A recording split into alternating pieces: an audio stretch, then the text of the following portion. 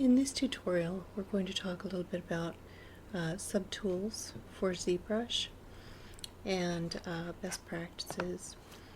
When we import our low resolution models, we want to make sure that we're not importing them or exporting them as an OBJ all at one time. So when we bring that into ZBrush, all of your pieces of mesh will be one object. So there's not much you can do with this.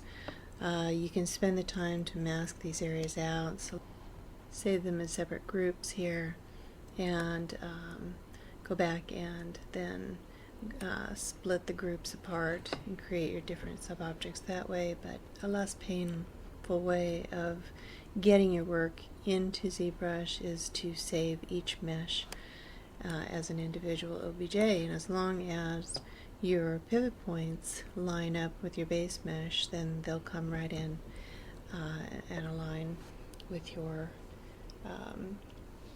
base mesh. So when you're bringing your subtools in, bring them in as individual objects, and what you'll do is come down here to the, and I'm in the Tools menu. If this is not does not come up by default, you can access the Tools menu here in the pull down menus. You come right down here to Subtool Rollout, and you'll be appending. Select Append, and then you'll choose, you'll choose an object. Typically I just choose a star, and the star will come in, and then what you will do is select on the subtool that you just created, and you'll import your OBJ file. Navigate to that so that bring that in. And I just hit frame so that I could see that quicker. It just brings it into view. So there you can see that you have your subtool in there, and you'll continue to do the same thing until you bring all of your subtools in. Now I've already brought my subtools in, so you can see, and I actually have done some sculpting on those as well. You see when I select on those that they come into view and they're aligned. So I'll go ahead and select on the rest of those so you can see.